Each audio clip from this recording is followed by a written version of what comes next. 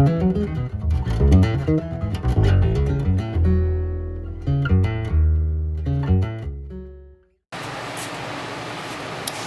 this video, I'll be making a slim style pen.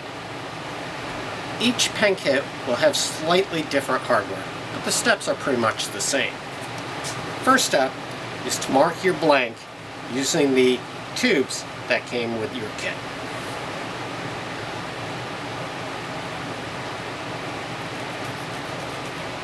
Mark them about an 1/8 inch or a little bit more larger than your tubes. The excess will be sanded down later. I also like to make a center mark to align the grain, and so that the two center pieces, or the center cut, are joined together in the final product. Next, cut the blank. You don't have to use a bandsaw. You can even use a hand coping saw. Since I have a bandsaw, I'll be using it.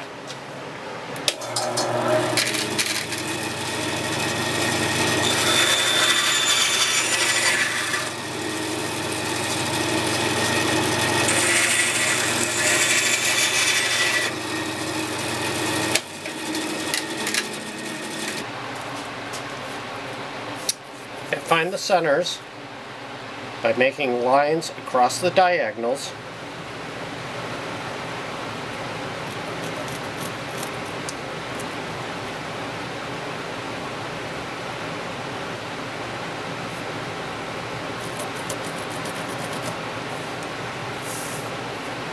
Next, we're going to drill a hole in each of the blanks. Now, to do this, you pretty much need a drill press. You don't need a full floor standing model like I have. You can certainly do this with a benchtop model, but this would be a little bit difficult to do by hand. In addition, they sell clamps and everything to hold these straight. I just use a wood hand screw. I've notched out a couple sections to hold my blanks. Seems to work out pretty good.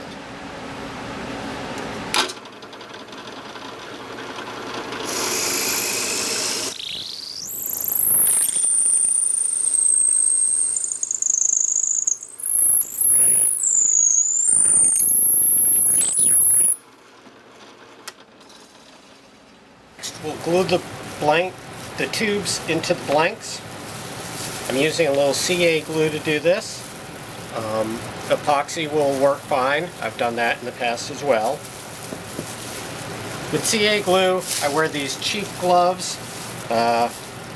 Just even with acetone, it seems that the CA glue just sticks to my fingers forever.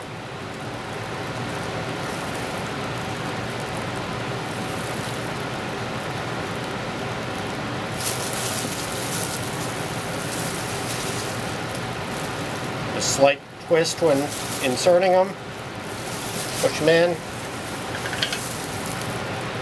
recess it a little bit with a pen,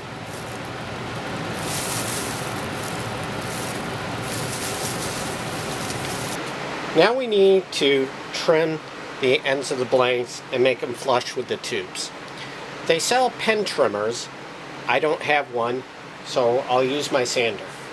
I do put a block on my sander and make sure that everything is square.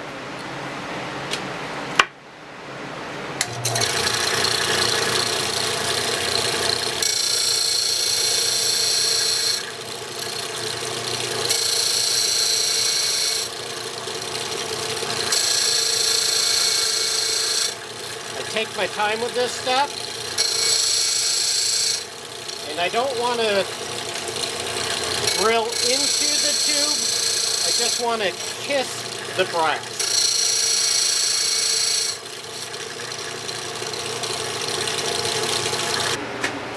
Okay, the first thing to do is to put the blank onto the mandrel.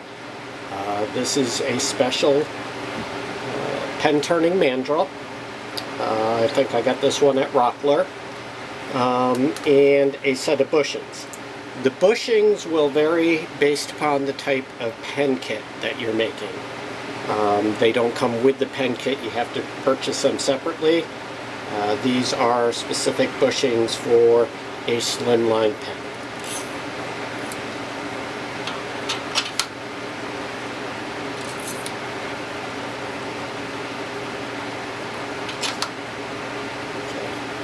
Again, put my reference marks so that they're in the center.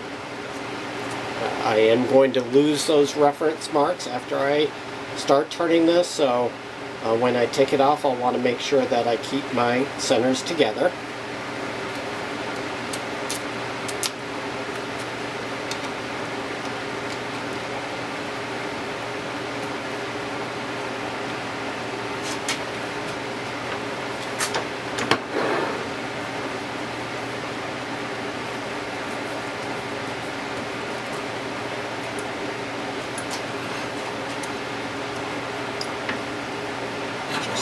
Rest.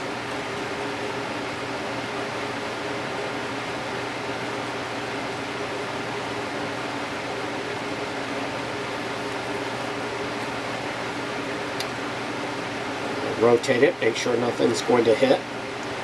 I'll start out at a very low speed, using the rough and gouge to just trim off the corners. Try and get it into a very rough round shape. Once I do that, I can turn up the speed on the lathe and start forming the shape.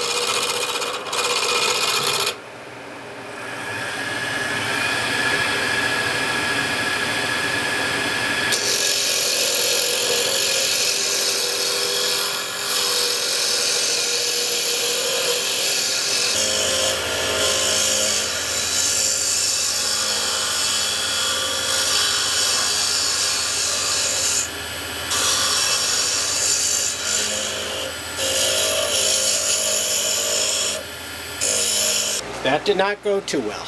I think I'll definitely be picking up some of those carbide tools. My tools are definitely not sharp. I should have sharpened them before I did the video. But what I will do is actually demonstrate, even with a very poor lathe job like I did, I can still salvage this. I can still get this to the shape that I really want. And that's by using some rough sandpaper. First thing I'm going to do is get the tool rest out of the way. And I'm actually going to start all the way at a little piece of 60 grit sandpaper.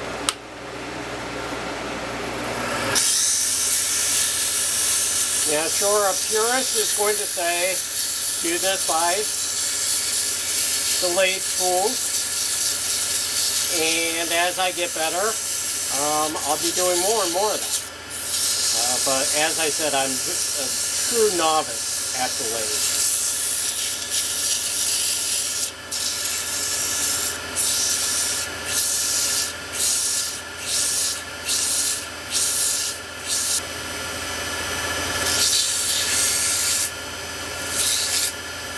Okay, that's getting much closer to the shape I want.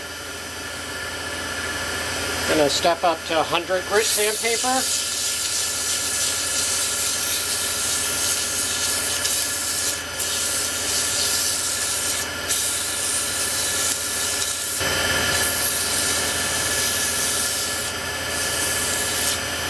Okay, I think I'm pretty happy with the shape there. So now, moving up to 150, I'll go to 220 and then 400. At this point, I'm not really trying to shape it anymore, just doing some smoothing.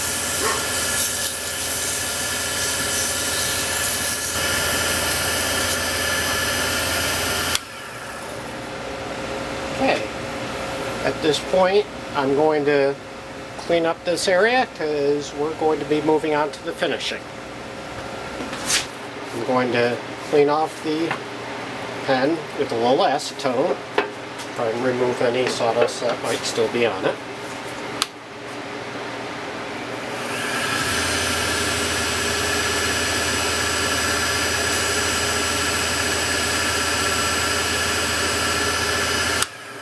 Okay, and then I'm going to do 2 quick layers of CA glue as a finish. After that, we're going to sand, do some wet sanding, some more CA glue, and some polish.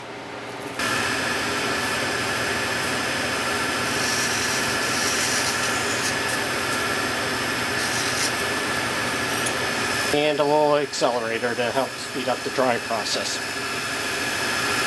The important thing about this is to do light coats. Several light coats is much better than a heavy coat. Just check, you can kind of check with the back of your finger, make sure it's dry. Going to use these sanding abrasive discs. They start at 1500 grit, move all the way up to 12,000 grit. I will be doing the first 3 of them at this stage. The others I apply after I put on the next coats of CA glue. And I use a paper towel to wipe up some of the excess that may come off.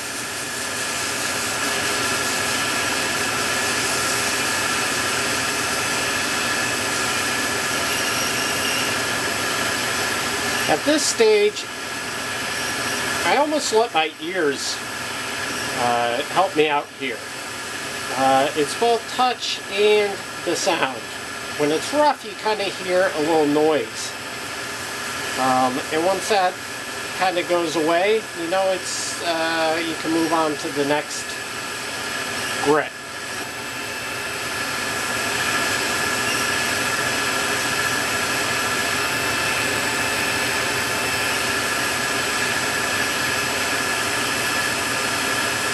This is kind of just filling in any of the low spots that there might have been in the wood. And knocking down the high spots of the CA glue.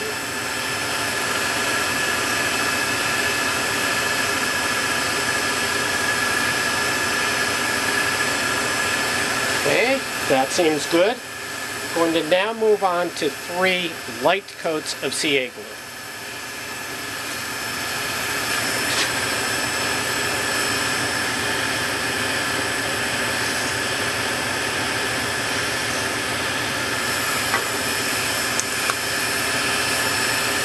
Now we're going to wet sand again. I'm going to go from 3,200 to 12,000.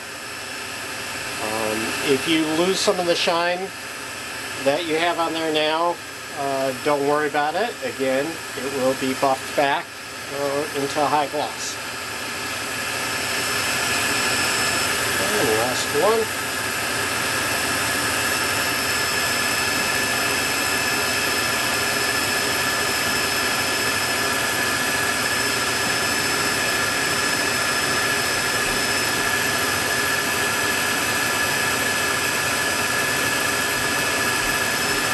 For polish, I basically use what I have on hand, which is Meguiar's car polish.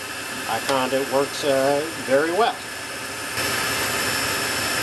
Turn the speed down a little bit as I'm putting this on.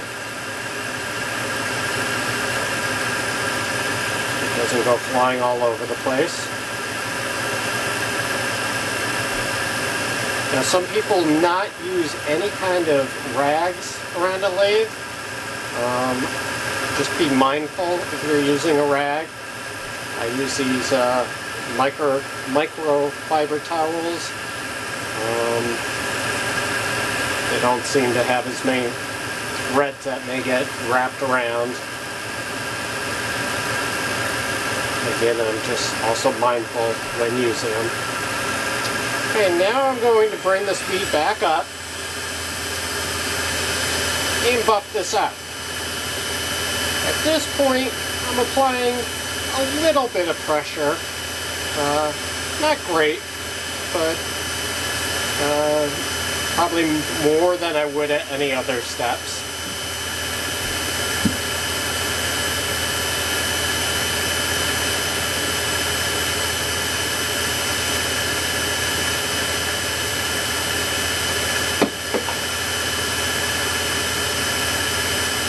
And that's really bringing out the shine.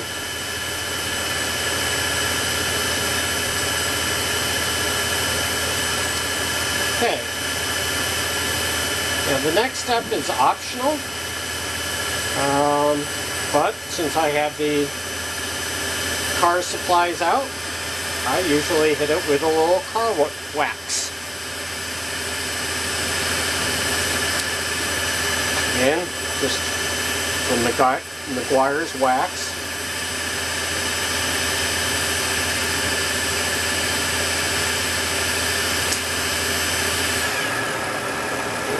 Speed down.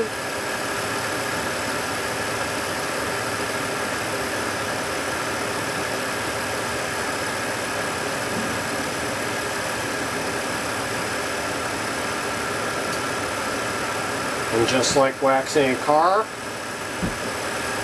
I'll let that sit for, 5, maybe 10 minutes.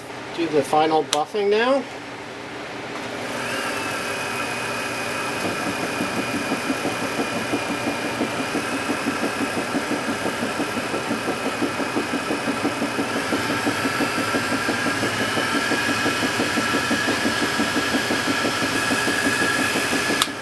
Okay. Feels good. Get off the lathe. And a reminder, this is where you want to keep the grain lined up for this particular style pen. It rotates even after you build it, so I don't need to do an exact lineup, but I do want to keep the two inside pieces together. Now to assemble the pen, I have all my parts laid out. I don't have a pen press, I just use my vise on my table.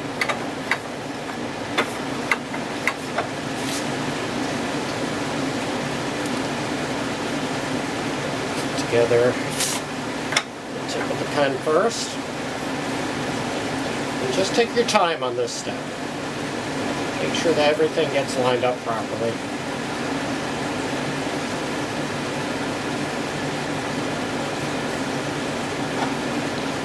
Sit together.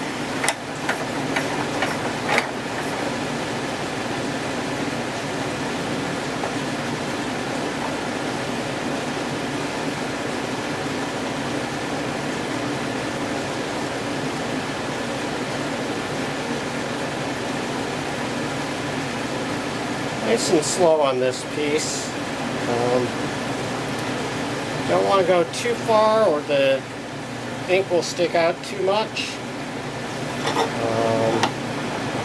Better to be a little short and then come back and press in a little bit more. And then the ink just goes in. You can kind of check. Yeah, not bad. Actually, I think, though, I'll press it in just a hair more.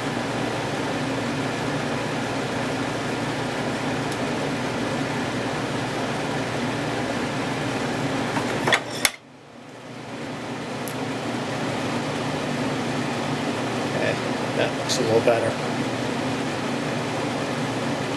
Okay. Now for the end.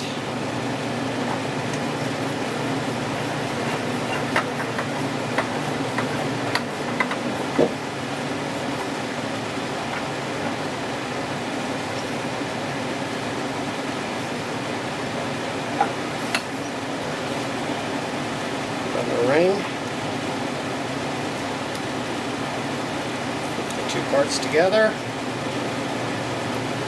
As I say, you can kind of line up the grain a little. And there you have it. A handcrafted homemade pattern.